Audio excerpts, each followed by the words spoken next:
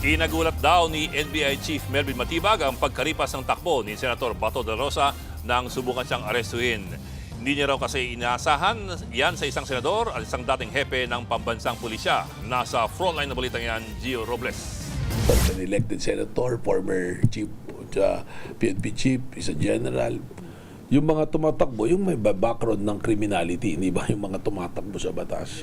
Ganyan ilarawan ni NBI Director Melvin Matibag ang pagtakbo ni Senator Bato de la Rosa mula sa mga tauhan ng National Bureau of Investigation. Maging siya, hindi raw makapaniwalang kumaripas sa pagtakbo ang senador nang sinubukan nilang arestuhin. Ayon kay Matibag, bago ang habulan ay nagtago raw sa sasakyan ng isang senador si de la Rosa papasok ng Senate compound. Sumakay siya sa sasakyan ng isang senator. Tapos yung senator, nauna siyang bumaba. Tumanggi na si Matibag na pangalanan ang nasabing senador, pero pinabulaanan niya ang akusasyong nagawang sakta ng mga ahente ng NBI si de la Rosa. Bago kumaripas ng takbo si de la Rosa, kinumpirma ni Matibag na nakaharap nito ang dalawang babaeng NBI agent. Giit niya, dahil mga babae ang mga ito, malabo raw na saktan nila ang senador. Kung tutuusin, si de la Rosa pa raw ang nakapanakit sa mga ahente. Nung nalaman niya na isi-serve sa kanya, sinasabi na NBI, ganyan, tinakil na niya. Tinulak niya na yung dalawang agent. Kaya siya nakatakbo. Maging ang mga sugat daw ni de la Rosa, posibleng galing daw sa kakatakbo nito.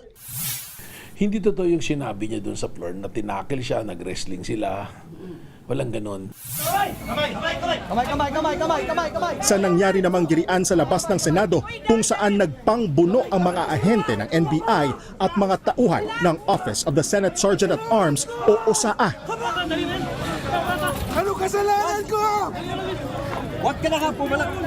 Ang paliwanag dito ni Matibag, pinara at ayaw daw paalisin sa Senado ang mga NBI agent sa kabila ng pag-lift sa lockdown.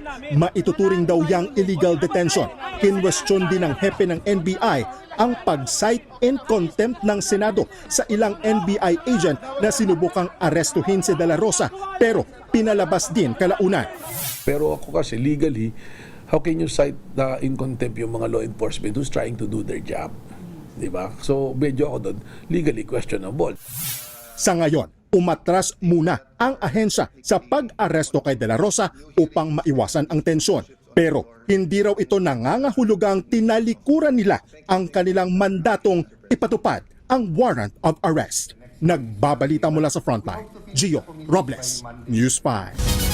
Mga kapatid, Ed Lingaw po, maging maalam at may pakialam sa mga napapanahong balita sa ating bansa.